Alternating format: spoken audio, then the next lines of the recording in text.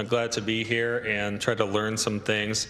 I'm definitely not any kind of expert on stationary planning or transit-oriented development, so I have a lot to learn, and hope the other folks up here will help me out as we start to talk about their expertise. So I'll just go down the line. First is Edna Cuvin, and I hope Cuvin, yes, is the program manager of the City Planning Unit in Toronto, dedicated to facilitating the delivery of the Eglinton Crosstown LRT light rail train, Finch West LRT, and the Line 2 East extension, totaling over $15 billion in public investment. So some really important projects there. A lot of money involved. And next we have, as I scroll through here, María Beatriz Diaz. She's in Bogotá, Colombia. María is part of the Real Estate Development Division for Metro de Bogotá. She currently works in the elaboration of strategies for urban renewal, value capture models around the metro stations, and TOD tactics to apply to Bogotá's future transportation system. So working on the subway there, right? It's elevated, but yeah. Okay, not the subway, the elevated. And Laura is next in line. Krawczyk. Laura is a city planning associate at the City of Los Angeles Department of City Planning, and she works on long-range policy planning in the Transit Neighborhood Plans unit. And we'll hear more from her soon. And we have Erika Sellke. Erika is an urban planner with the City of Chicago Department of Planning and Development, and her expertise is industrial area modernization and innovative zoning regulations, which makes her stand out, I guess, on the industrial side. So I'm interested to hear about that. And then last, we have Amanda, I'm forgetting your last name as I look for it. Amanda Harland is the lead growth and spatial advisor at Auckland Council in New Zealand, with over 20 years experience in strategic and growth related planning in both brownfields and greenfields. And, you know, as I was kind of reviewing the different cities that the folks up here are from, I thought, oh, Auckland is maybe the one most like Seattle in some ways in terms of size and sort of, it's on the water. It has something that looks like the Space Needle when I did a Google image search for it.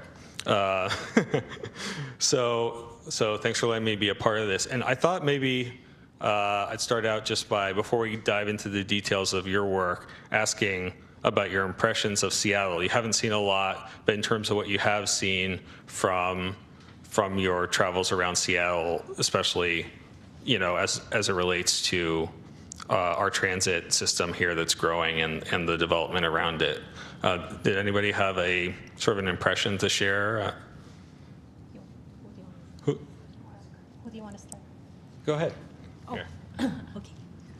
Well, thank you for inviting us here. I feel especially honored to be part of this panel, and thank you to C40 Cities and the staff in City Planning Department of the City of Seattle. My first impression, actually I was here back in 1993. While I was still a student. And it's just as beautiful and as attractive as I remember it from all those, okay, I won't count the years, both in terms of its setting. You know, you have the mountains and, you know, and the water and even the terrain, the grades, and how, you know, how green it is and how attractive the buildings are. And as you walk along, how friendly it is to pedestrians. The shops, you know, along the edges of the buildings are like friends that accompany you along your walk, you know, from place to place. So even though we haven't really seen much of the city in the 2 days that, you know, we've been here, because we're working very hard, what I've seen and experienced really strikes me that this is a city that takes a lot of pride in the urban environment that it's continuing to grow for the residents of the city. Thank you all also for being here, and thanks to everyone that has helped us and welcomed us in Seattle. This is my first time here, and I was really impressed also with the city and the weather that I wasn't expected to be this nice. That's not what I've heard before coming here. But definitely it's been like a great impression, and also it's good to compare like how, even though it's similar, so it's been like a great experience to compare, even if it's different types of city. Yeah, great. And let me jump in here. And I think that you, as a group, maybe visited, you said the 130th Street and 145th Street future light rail station areas, so in far north Seattle. Especially with 130th Street, when I think about that, what comes to mind is just there's not a lot there right now in terms of big apartment buildings or, or businesses. Did that strike you when you visited, maybe Laura, that strike you when you visited that area? And have you ever worked on planning for a station in an environment like that? There's just a lot of single family houses, by the freeway, 130th, for example. Yes. So again, thank you everyone for having us. It has been really amazing, all of the parallels that we've had. Los Angeles actually has a similar percentage of single-family zoned land as Seattle, and we actually have several different planned rail and bus rapid transit lines that are essentially going through a lot of single-family or other low-density neighborhoods right now. And we're definitely approaching each of those, looking at the context, learning from the residents there, and just really trying to figure out how to best approach them. So, I specifically have worked on an extension of a rail line, a light rail line, the Expo line within West Los Angeles that went along an older industrial corridor as well as through several single-family neighborhoods. And so we've been working with that community for the past 7 years, developing a specific plan that was relatively recently approved by our city council. And then we're currently in progress working on some plans for our Orange Line through the San Fernando Valley, which is similarly very suburban. And I think similar to Seattle, even though it's all within the city, the contexts are just so very different. You really need to approach all of them, contextually specific to that. So. Yeah, and one thing occurs to me when you were talking, as I was reading through some of your presentations, I noticed that I think you've worked in LA on accessory dwelling units around transit. You can correct me if I'm wrong, but sort of trying to, I think maybe, term it as something like hidden density or gentle density or something like that. Is that, I'm thinking about the 130th Street station, for example. Maybe the smartest thing to do is upzone and the entire area 5 blocks in every direction and build big apartment buildings. Politically, that could be challenging. I don't know where things stand right now with that. But are accessory dwelling units around light rail stations or around rail stations something that you've worked on? Yeah, so the city of Los Angeles, the department's been working on several different initiatives in the past. So accessory dwelling units is one thing that we've been doing that I think is particularly relevant for rail extensions that go through single-family neighborhoods. We have been utilizing those incentives within the city as well as across the state. The state recently updated its regulations to allow for that, so automatically by right. They're also working on some potential state legislation to allow for fourplexes, because we need to outdo Minneapolis, right? But yeah, accessory dwelling units, as well as allowing for smaller single-family homes and entryways to home ownership. I think there are two strategies that work, but again, you really have to go out to the community, figure out what some of the issues are and what's most appropriate. We recently updated our community plans in South and Southeast Los Angeles, and I think understanding a lot of the history and the significance of single-family homes and home ownership to building wealth was an issue, and I think especially in those circumstances, just upzoning and risking displacement isn't necessarily the right approach. Gotcha. Maybe we can talk more about a couple of those topics, but maybe moving on for Erika, I think you as a group also visited Sodo, the area around our Sodo station. What struck you about seeing what that looked like in relation to your work in Chicago on industrial areas and TOD there? Sure. So one of the things we like to keep in mind in Chicago is that industrial uses are very important to the city, provides a great job opportunities for people. So it adds a great value to the city. And we have a number of different industrial corridors in the city of Chicago, and we're taking different approaches to the different corridors. And when you say corridor, sorry. When you say corridor, you mean like a street that has a lot of industry along it, or is that like a transit corridor? An area of the city, a connected area of the city, so not necessarily along just one street. Mm-hmm. But Chicago is lucky in that our transportation system is quite old. The city sort of grew up around it. So we do have a lot of varied uses adjacent to the existing transit. But we really want to take an approach that values industrial uses and also the jobs they provide. So how can you keep those economic engines and job centers viable while still thinking about possible land use changes? Gotcha. And did you see anything in Sodo that kind of struck you as similar or different from a station area in one of the corridors that you've worked in?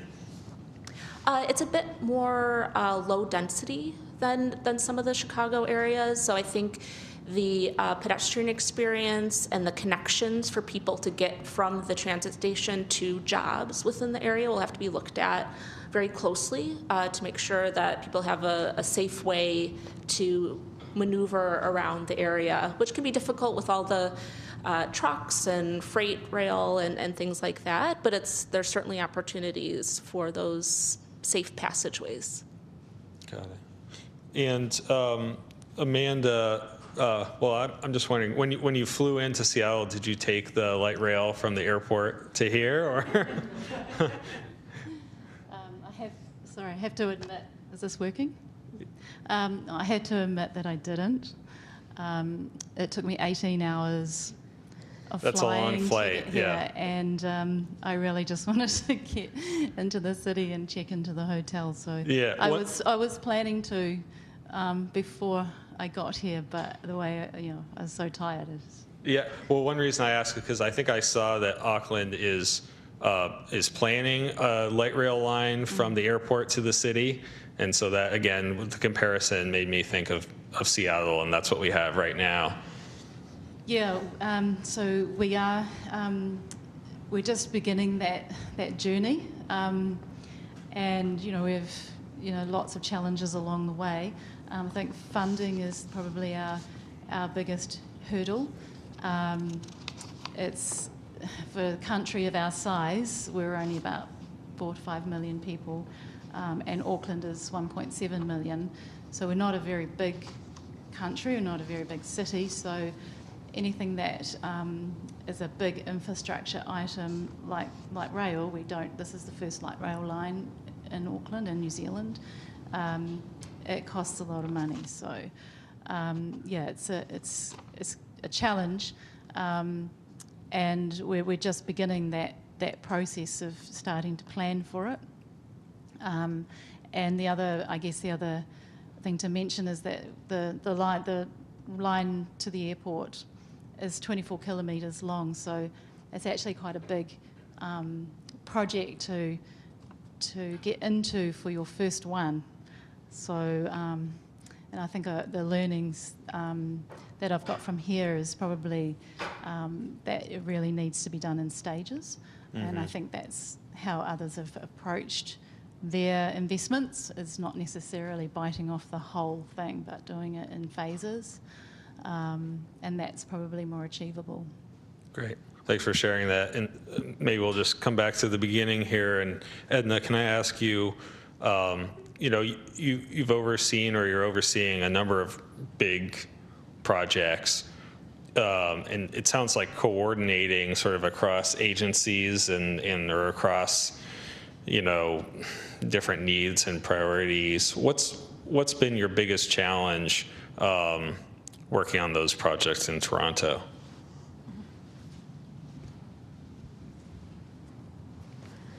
Well, the first challenge is to ensure that you have the same vision. Like all of the stakeholders to the project actually see the project in the same light.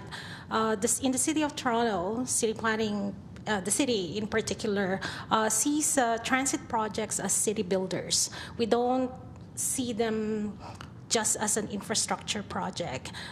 They have the ability to add value.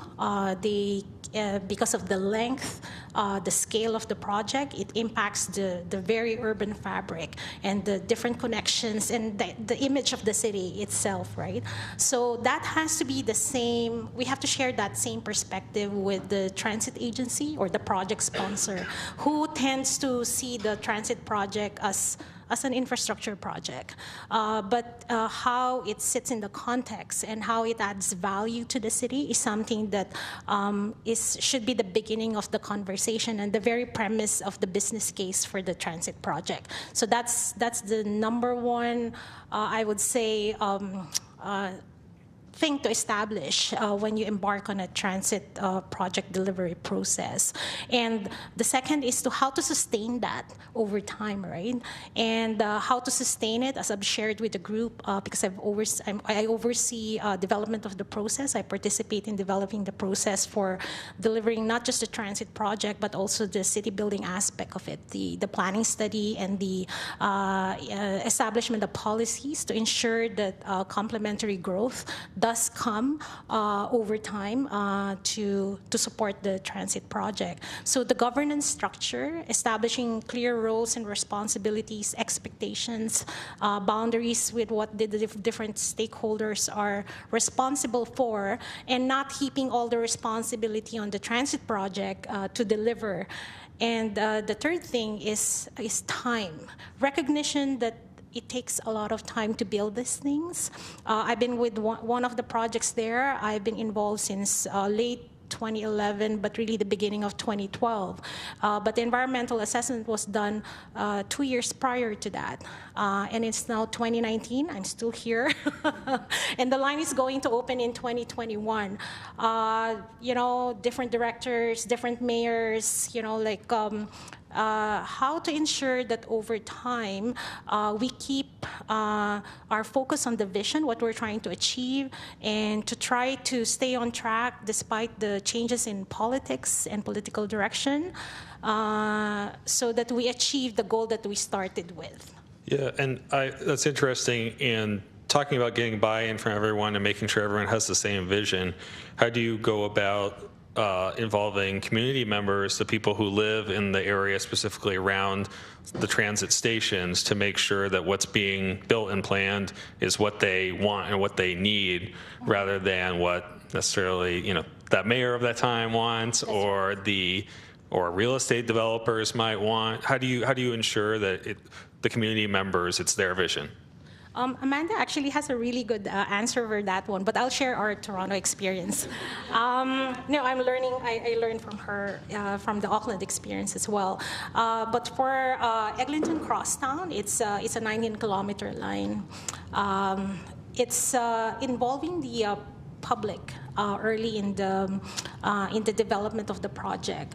That is critical. We did a planning study, and it included 60 public consultation events, and in various forms, not just public meetings, using social media, surveys, and not just at the beginning, but at various stages of the project. Making sure that you bring people along as the ideas develop. For the transit project itself, that involves a different set of public engagement strategy, and having the two working together, it can seem like we're saturating the public with information, but being open and accountable to the decisions at various stages is important to maintain buy-in as well as champions over time. Politics might change, but the people, if they're there and they bought into the idea and they share the vision with everybody, then they're a significant force in making sure that we stay on track. Okay, maybe we can get into a little bit later some of the even more specific challenges around that engagement and stuff. But María, I was going to ask you, I was doing a little reading of your presentation and what you've been working on, and it sounds like, I'm not really expert in any of this, but I think I had heard about Bogotá and the bus rapid transits, the success of that. But it sounds like that system, which is famous all over the world, is actually sort of getting pretty taxed right now, or pretty constrained, and that's why the metro planning is so important.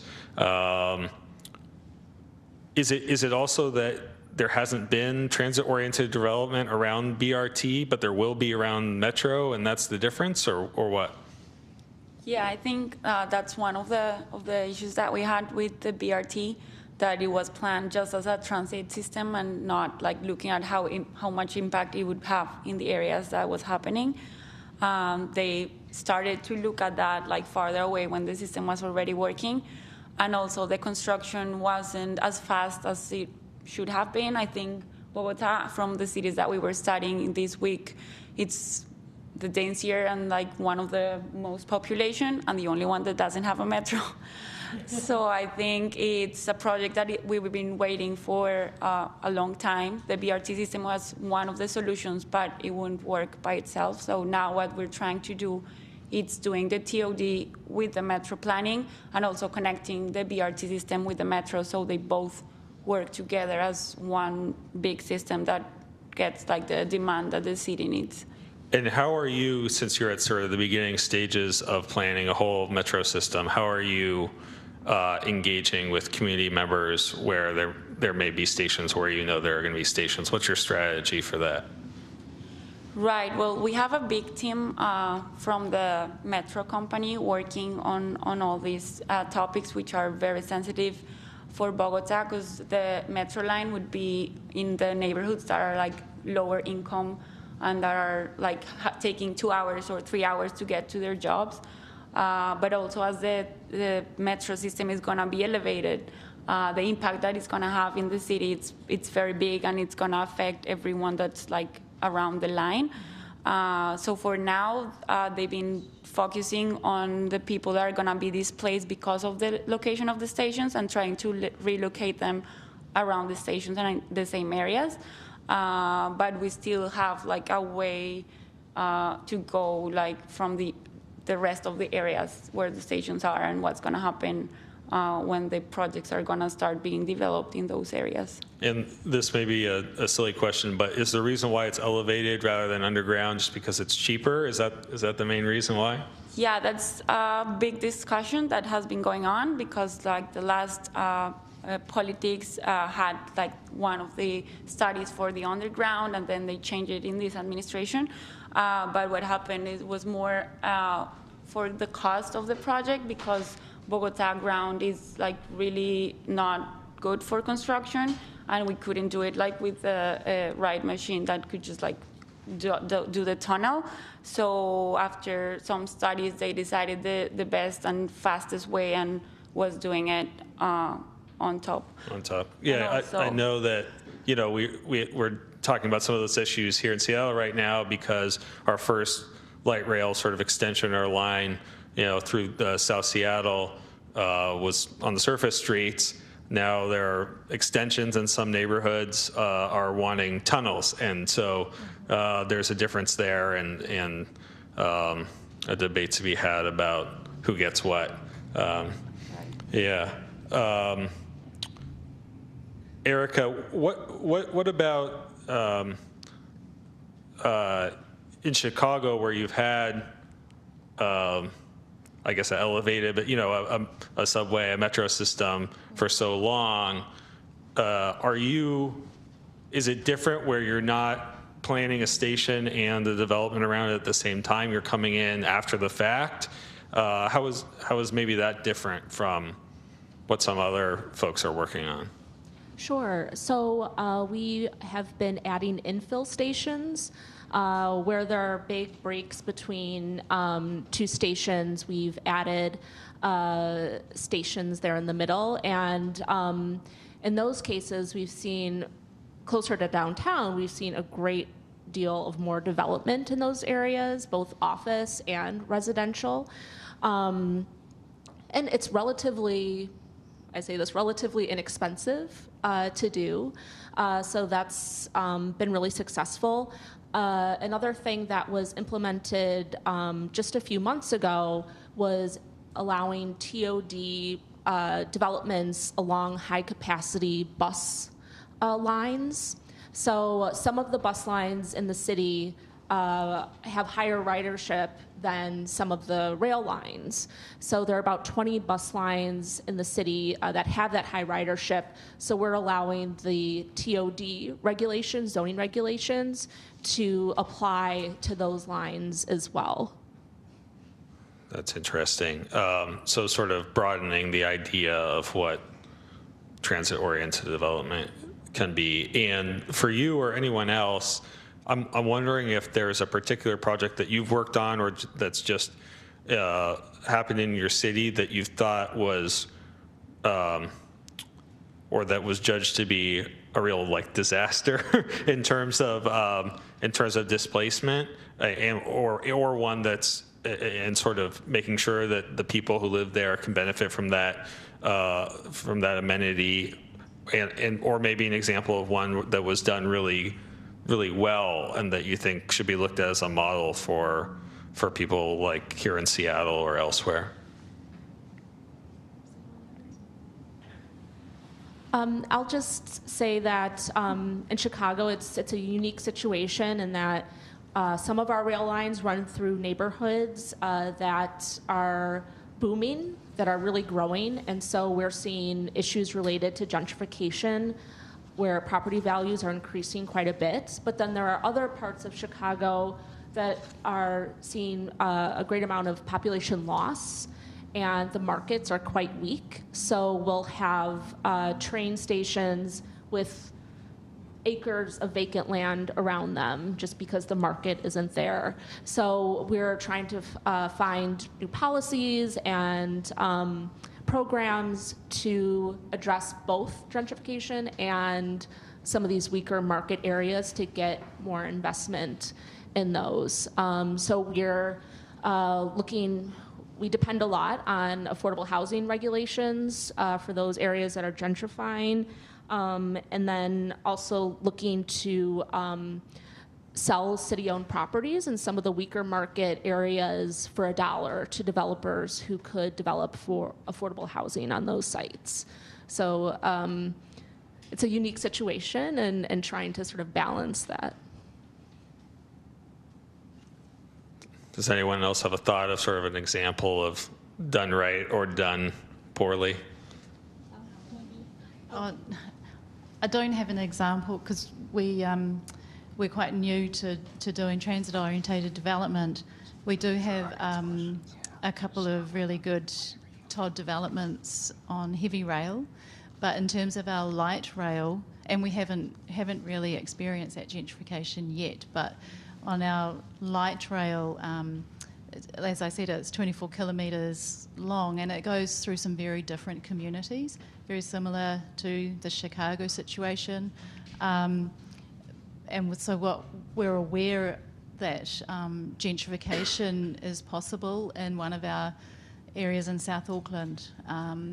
So we haven't, because we were just embarking on the process of planning for light rail, we don't have a confirmed route or station locations yet, but we know that the route will go through or near to this particular community in South Auckland, and there will be a station there, so there will be some kind of development.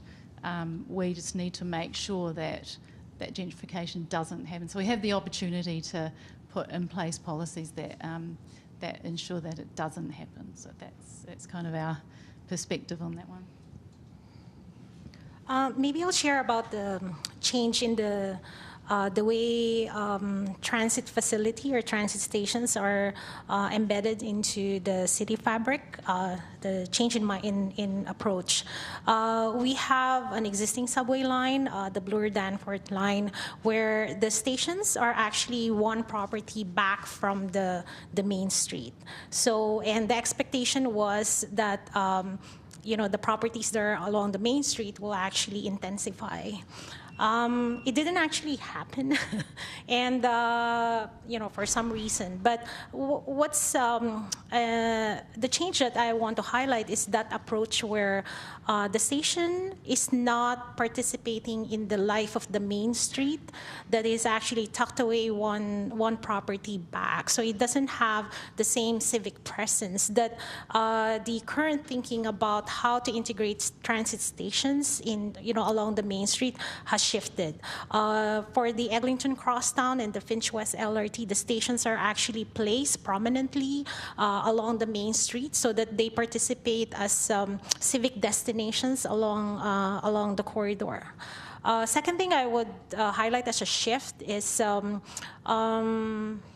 typically the transit stations were designed as pavilions prior to the Eglinton Crosstown. So they're, very elaborate, attractive, beautiful stations that are sitting by themselves as objects, in their setting.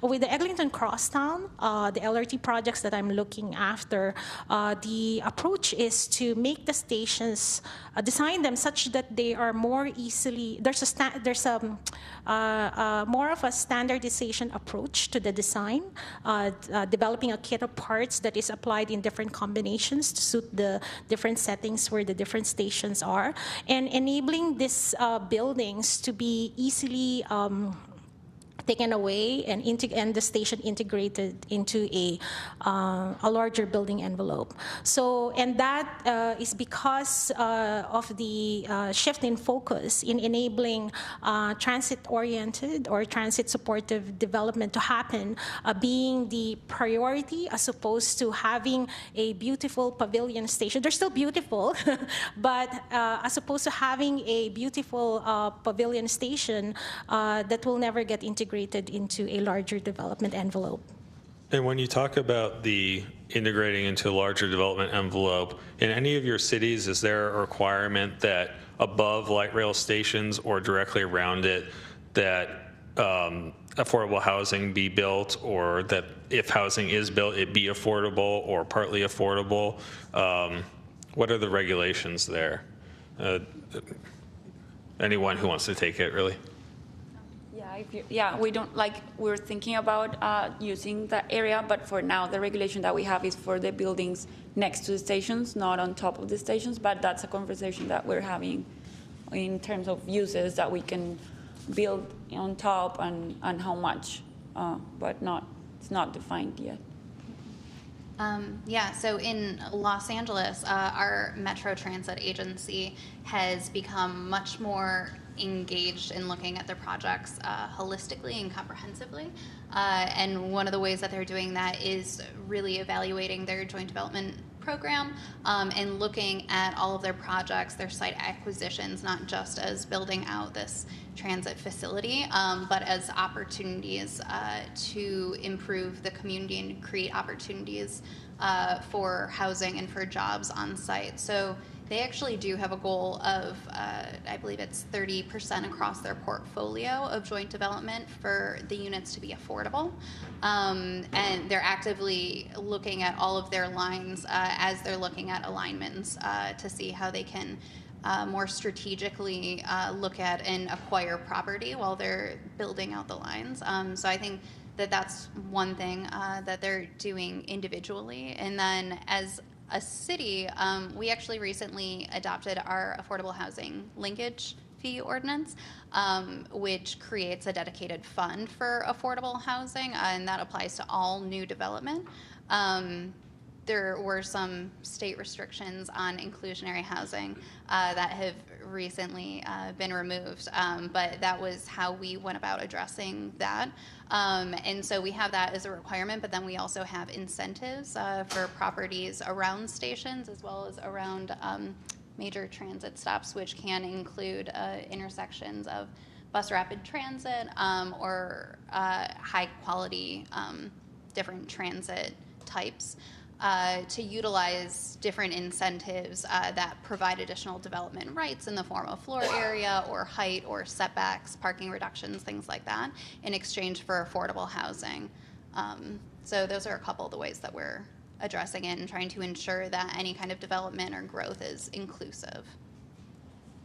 I know, it just reminds me, I'm going to get to the audience questions here because I'm sure they're much smarter than the ones I have, but you just did remind me, a couple of years ago, there was some debate in the city and in the University District neighborhood ahead of the light rail station that's going to open in that neighborhood soon about what should be done right around that station. I think some people in the neighborhood were sort of pushing for some kind of a park, or maybe not a park, but a town square, with the argument that, well, this light rail station is coming, and with it, we're going to upzone. We're going to have all these tall buildings. We're going to become much more dense. So maybe we should use that sort of public area for a park or some kind of meeting space.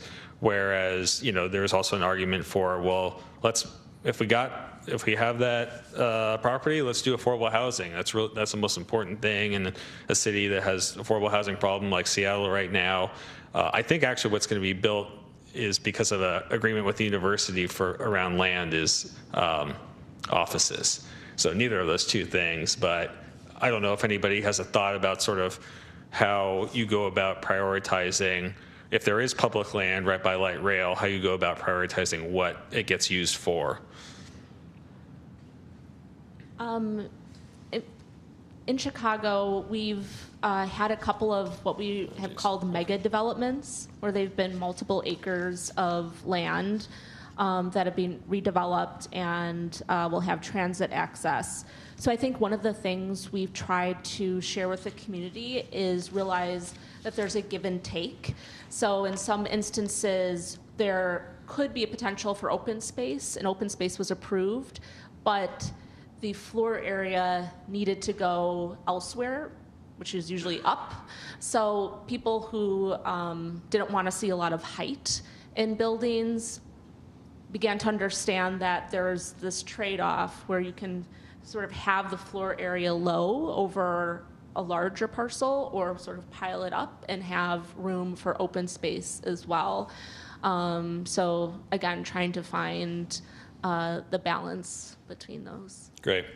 All right, I'm going to dive into audience questions. There's a lot of great ones, it looks like. So here's one. Given Seattle's current land use patterns, the newer light rail will effectively act as a commuter rail more than useful all-day, everyday transit. Folks are still likely to drive to many destinations because the stations will be sparse in the near future. For at least a couple decades, maybe even. How can we change this as the system is built out? So how to deal with, as the system is built, that fact that stations will still be sparse?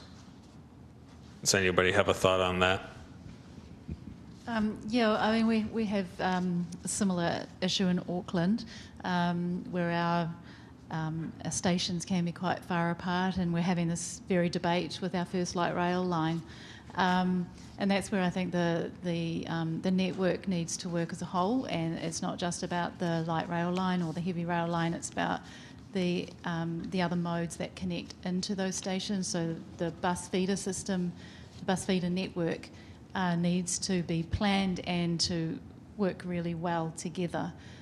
So yes, there will be a bit of growing pain initially in terms of setting up the system, but I think those bus feeder systems are really important to get them planned right and that they connect into those hubs. Right. I know there's been some debate in the Seattle area about parking garages by light rail stations because people maybe would like that and they'd like to drive to a light rail station and be more likely to use light rail if the bus system isn't getting them there fast enough, but also maybe that goes against sort of climate goals and all of that. So here's another question. We've already talked about this a little bit, but light rail stations often trigger development around them. How do you address the dislocation of businesses and residents that gentrification creates? What steps do you take to ameliorate that? And just a thought, I know Seattle right now is sort of taking up a conversation about community preference policy for affordable housing. So when I believe it's when other cities have it already, but when a nonprofit, for example, builds affordable housing project with city dollars, there's some mechanism where the city backs them up on being able to say, okay, when we hold our lottery for who gets these precious affordable housing units, some percentage goes to people who already live in this neighborhood or have some tie to this neighborhood. So I don't know if that's something that any of you have experience with, but what else? How else do you address that problem? Yeah, so I mean, I would say there's never like a silver bullet for issues related to gentrification, but I think if you look at best practices across cities, all of the best situations is cities proactively planning, and establishing frameworks and visions and policies and regulations, at the earliest opportunity, because as soon as you start recognizing it, it's already too late for, certain things. So, I mean, I think in the planning profession, one thing we're challenged with is we're not always funded to actively plan and address some of these issues, and so a lot of the planning ends up occurring reactively.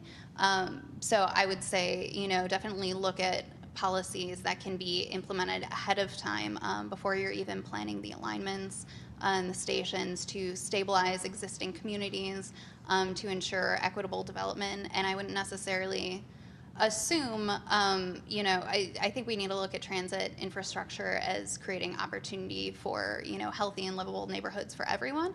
But, that may also be to provide access to job opportunities for disadvantaged communities who are commuting, into that area. It's not always existing residents. It may also be, residents who are commuting from 2 hours outside, for the job. And so I think there are other considerations at how you can most equitably do that. That just depends on context.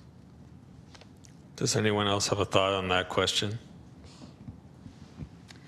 In Chicago, we have a couple of programs. What we're seeing quite a bit of is people who've lived in 2 flats or single-family homes. Property values have risen high, which means their taxes have increased quite a bit. So even if they own their home, they can't necessarily pay the taxes that go along with it.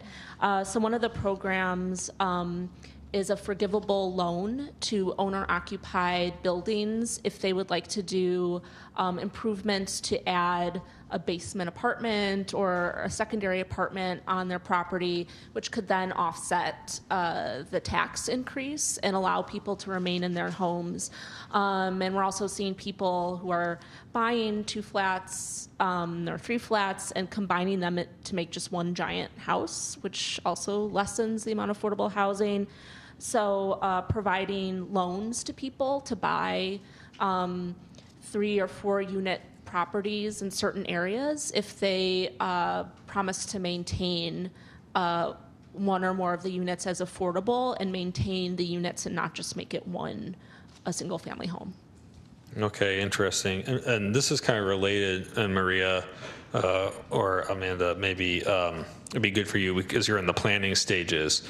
But this audience member wants to know, does the transit agency you work for allow the purchase of land specifically for the purpose of developing transit-oriented development, which I guess I would take to mean, does your transit agency allow you to buy land not for transit, but for what goes next to transit? That's one of the conditions that it was given to the metro company when it was created 2 years ago.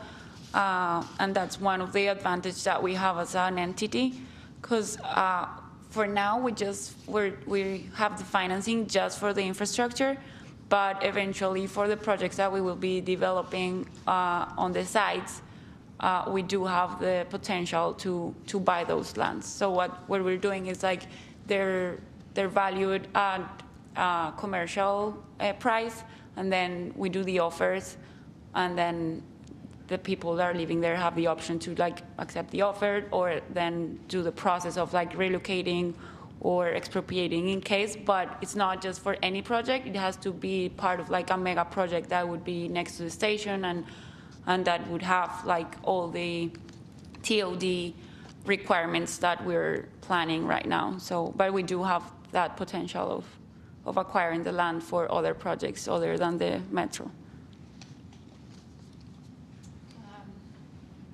We don't have the regime or the legal framework at the moment to do that.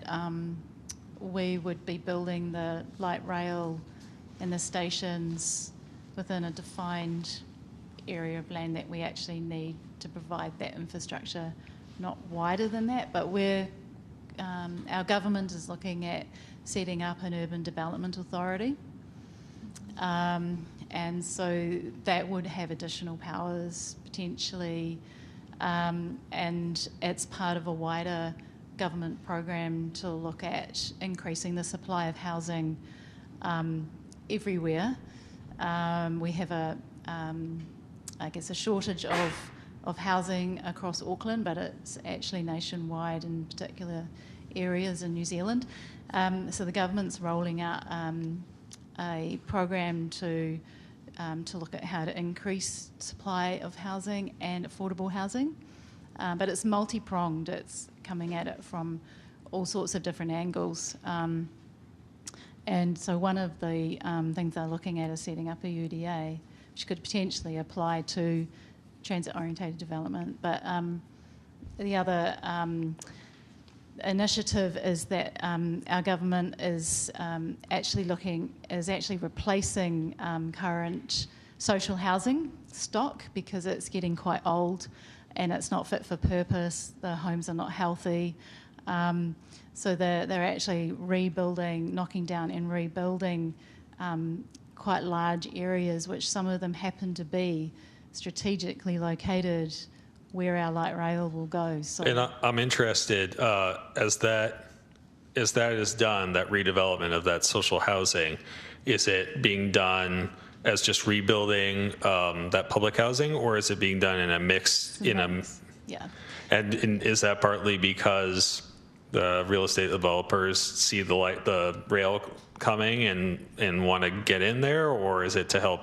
And what's that arrangement like? It's to essentially increase the supply of housing, but recognising that the part of the community that struggles the most with housing is first home buyers, and it's looking at ways that first home buyers can get that first foot into owning their first home.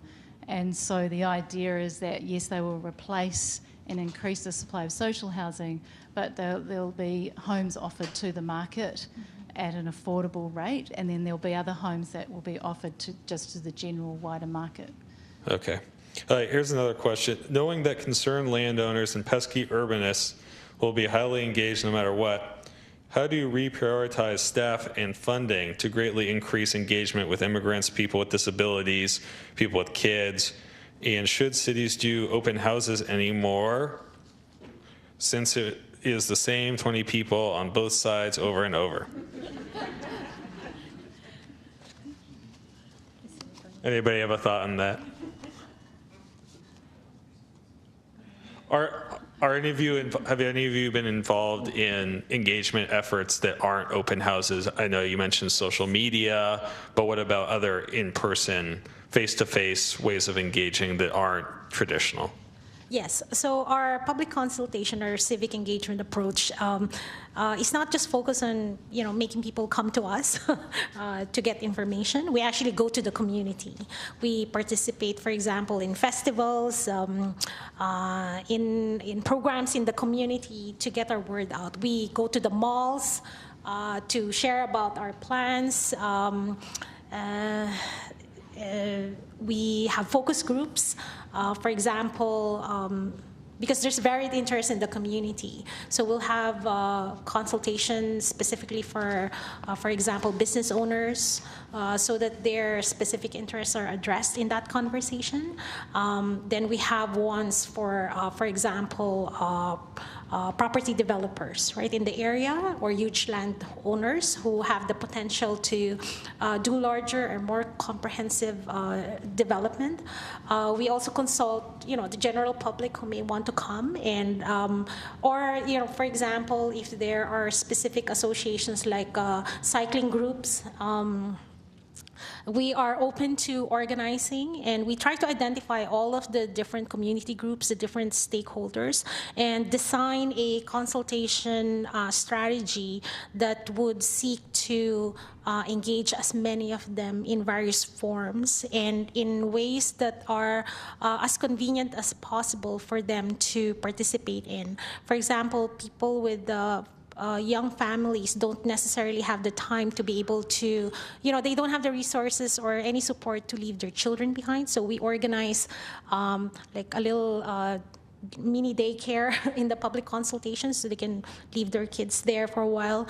We also, Toronto's very diverse. There's a lot of languages, so we also offer translators, either amongst planning staff or our consultation consultant can provide translators to the different as needed by the communities where we are actually going into. So we try to be creative about how we approach engagement and try to modernize it and go beyond just the typical approach that we've been having in organizing a meeting. Everybody sits down like this, there's a presentation, but like have boards, in videos, even workshops where we have something like Lego pieces, or it's like a board game where we tailor it for children, and we don't want to limit it only to the same 20 people, the retired people who have want to come to the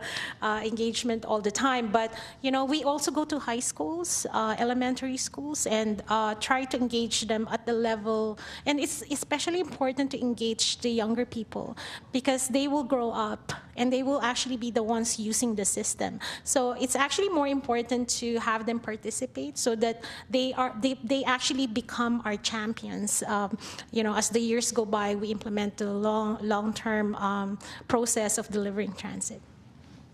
Oh yeah, and so I would just echo 100% all of what you just said. I think there is a purpose to in-person meetings, but I think the key is to make them inviting, right? So having activities for kids or childcare, having food, and understanding that people are coming from work, having them, in the middle of the day for, employees who work in the area. In translation and just a number of different things. But we definitely also try and make sure that we're effectively, communicating not only just with our messaging and the content. Planners tend to use a lot of jargon. I myself I'm guilty. But making sure that we're approachable and we're, talking in a language that people can understand. and, utilizing the different means of communication that people use today, social media, games, going to farmers markets, going to schools, going to, PTA meetings, or otherwise. But I would say also particularly important for communities where there's a lot of, with good reason, distrust of the government. We have groups, I think particularly our Vision Zero team, working on improvements for pedestrian and bicyclist safety on the streets.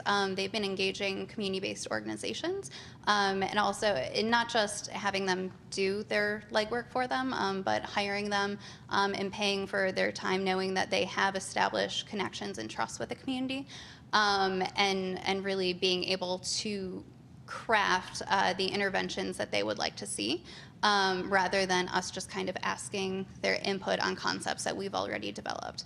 And so I think that's a great model that we're looking at how we can more broadly use. I'm just curious, as kind of a follow-up, in terms of doing focus groups or meetings or engaging with community members out in the neighborhoods where these stations that you're working on are, or these projects, have you found a particular kind of venue to be the most successful for getting good feedback? Are schools the best? Are religious institutions the best? Or maybe there isn't one that stands out, but I'm just curious about it. Maybe I could contribute to that. I mean, the consultation engagement events that we hold in Auckland, the successful ones tend to be, the ones where we do go out to the community. So when we go out to events, farmers markets or shows, where there's something else that's more interesting going on, and then people can. Yeah, and we find if you go to those events, people are much more relaxed. They often have their kids with them, and they're in the weekends often. So people are in a much more relaxed frame of mind rather than rushing from work, and they drop in on the way to picking their kids up.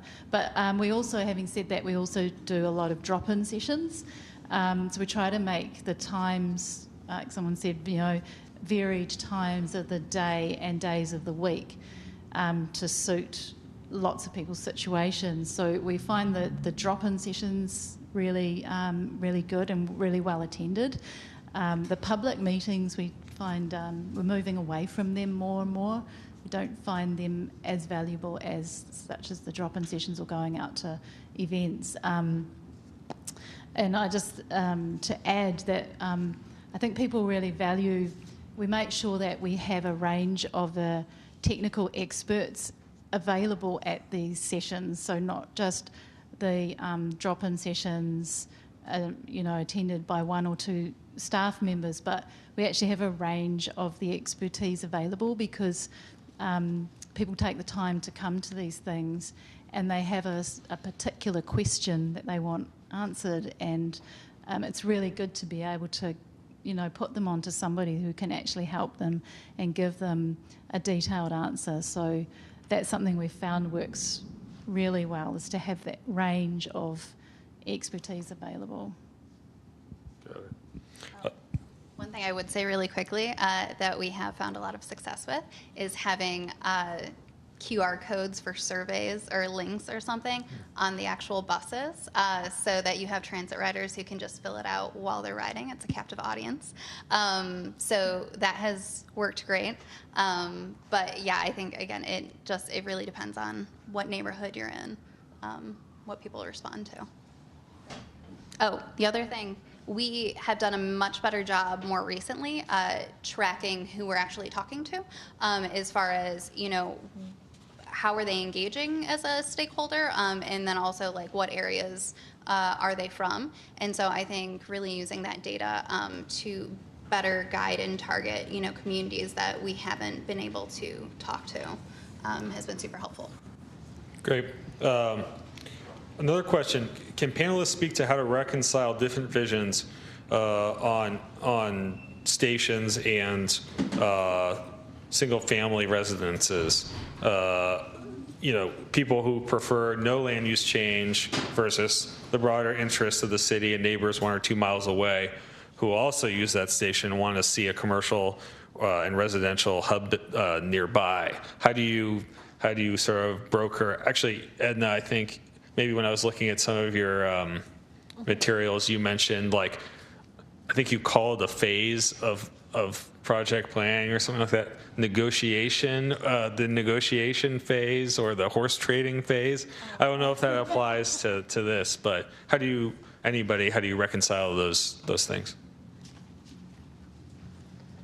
Okay, the horse trading, maybe that's specific to the delivery process of the project when you're negotiating benefits or variations to the contract. But in terms of how do you how do you reconcile different visions for the same area? And we have the same issues in Toronto. You'd come to a meeting and there's irate residents, I don't want to see change. Back in the day when, it wasn't that beautiful, when this road wasn't even connected across the river, and those people over there didn't have to come through our neighborhood. So we have to kind of break down the issues before we go out to the community. We have to think about what it is that we are presenting, and we have to really understand the context that we are trying to insert the transit stations in, and have a good handle on all of the issues that are sensitive and that needs to be addressed in the conversation about change. Change is very difficult for many people to accept, and it is in only, number one, acknowledging what is there on the ground, and having a conversation, an open conversation on potential solutions. It's never good to go there and impose a solution. That's why the engagement process needs to start very early. We start when we don't even have any drawing. We just have the maybe an area map, an aerial photograph, and we try to capture people's image of their area, the image of the city, and to try to understand what are valuable to them in terms of their environment. Because it's very easy to say we don't want any change, but actually what they meant was they didn't want to lose the grocery. Right?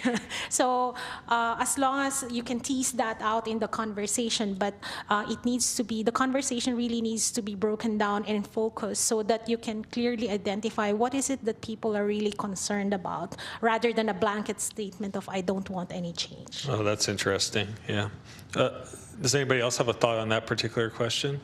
Yeah, I think in Bogotá's case, it might be a little different. I mean, of course, you're working with these communities and you're concerned about the change that is going to happen, but it's also so obvious that the city needs a change because most of these neighborhoods are in bad conditions and are having all these transportation problems and don't have enough public space. So it's a little bit easier to show them how the change might affect it in a good way, but it's more a topic of how are they gonna be able to stay in those areas and enjoy the change that is gonna happen in the city. Got it. And María, switching gears, this isn't an audience question or a crowd question, but it's something I'm wondering about. I think Bogotá is known as a good biking city. I could be wrong, but how do you fit cycling into, before you were talking about the BRT building the metro and having those linked together and to form station area planning. How does biking fit into that, if at all? Right, it is one of the strategies that we're planning to be the last mile gap that exists between the bus transit and the metro. So the topography doesn't work for every area because it's in the mountains, so you have some areas that it's easy to move in a bike, but some others that doesn't. But part of the strategy is to have parking in every station for bikes instead of parking for cars, and then connect all the paths, the bike paths that already exist, to the ones that are going to be connected with the metro system. So it's one of the other options that we have to connect with the whole system. Do you also have gondolas?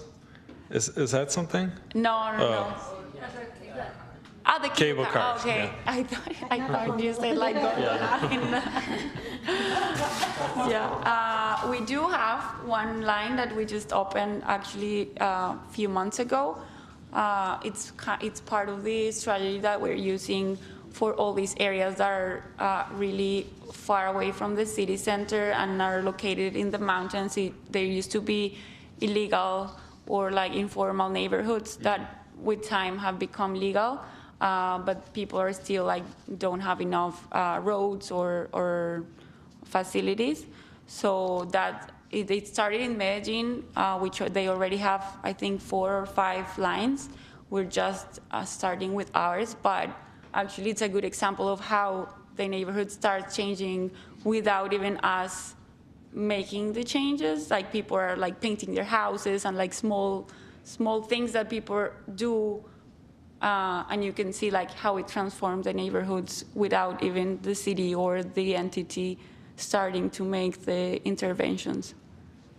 Interesting. Erika, this is a question particularly for you about infill stations in Chicago. How have you justified the investment and impact to the current system for the transit agency for adding infill stations? And this person is thinking about the Graham Street station in southeast Seattle. There's a plan to do an infill station on our line. And I guess the idea being it will be great for the people who live around it, but there's also a cost with slowing down travel times. Yes. Chicago has a bit of a unique situation in that many of these infill stations are actually replacing stations that were taken out. The transportation system was created by, similar to New York, by private companies that were then taken over by a transit authority. And some of the stations were taken out because they were adjacent to public housing. So the stations that are going back are often being replacing stations that were lost to better serve those populations that had transportation taken away from them. And the other thing we look at, and there are some situations where we would like to add back a station near public housing. There's one by what used to be the Cabrini Green housing that people probably have heard that's now all been demolished, and they're doing more mixed rate housing there. We'd like to add back a station at that location, but the line is already so heavily used that it's not feasible at that location, just because the trains are usually completely full by the time you get to that point, that you just can't add more people at that. So we are sort of struggling as well with line capacity versus adding new stations. But in some cases, we're building a new station right now that'll serve the United Center, which is the main arena for the basketball team and hockey team in Chicago. And we have another station that was added to serve the convention center. So these are stations that will really serve a large population, and then also sort of give back to the underserved populations that were specifically removed from the system. Does anybody else have a thought on infill? Maybe I can just add something about speed.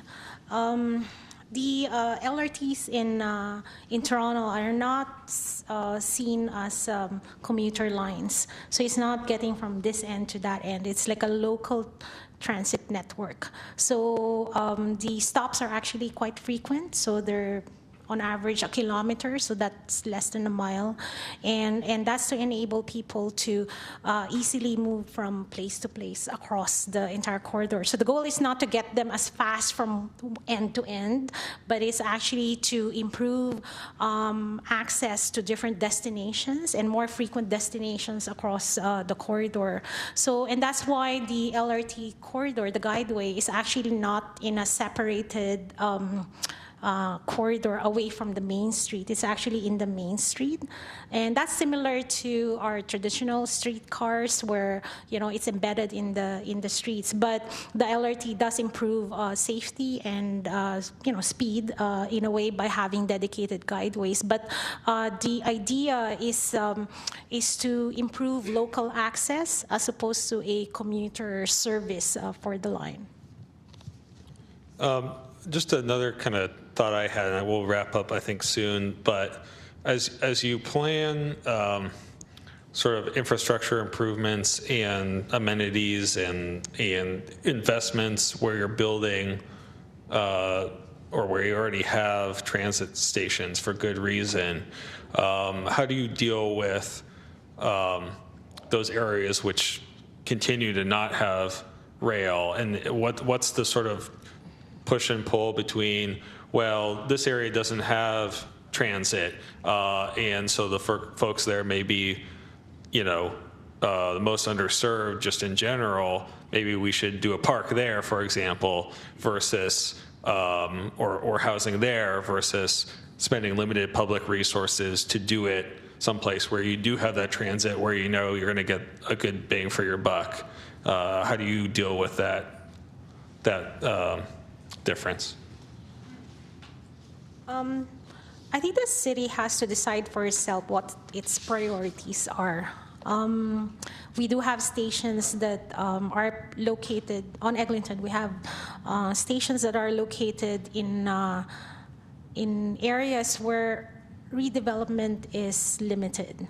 The lots are shallowed, there are high fragmentation of properties, and unless there's a developer who is patient enough to consolidate all of their properties, or there's investment capital investment from the city to actually redevelop those properties, and also the owners are not particularly, well-resourced to join together and develop their properties together. But it's this whole social equity issue, right? Some of the stations are offer prime opportunities for land value capture. But there are also areas that, you offset that land value capture and serve those communities because they have no opportunities otherwise. So that is a goal and a priority that city planning in Seattle will have to determine for itself, and hopefully with champions and the support of the politicians who represent the different communities. Okay, well, here's one last question to just finish off with, because we're running out of time. Do you ever get mad at the previous generation of planners, politicians, and developers who created current car-dependent sprawl? Or does anybody want to speak to like a particular challenge in your city with sort of trying to, to deal with sort of the hand you were dealt? I wouldn't say we get mad as such. I guess it presents us with challenges and opportunities. So I guess you could see it in a positive way that, we wouldn't be here if everything was all fine and a bed of roses. So we wouldn't have a job. So, I mean, no city is ever done. I think, there's always things to improve on, and every city has its own unique issues and circumstances that need addressing. But, yeah, I mean, there have been, I think, around the world, there have been similar decisions that have been made in the best interests of the city and what was thought of at the time as being the best way forward, and now we're learning in hindsight that maybe that wasn't the best way to build a city. So these are just issues that we're all, we're all in the same boat, having to grapple with how we turn it around and move forward. Okay. Thanks a lot, folks. I think that's about it. Thank you very much. Thank you.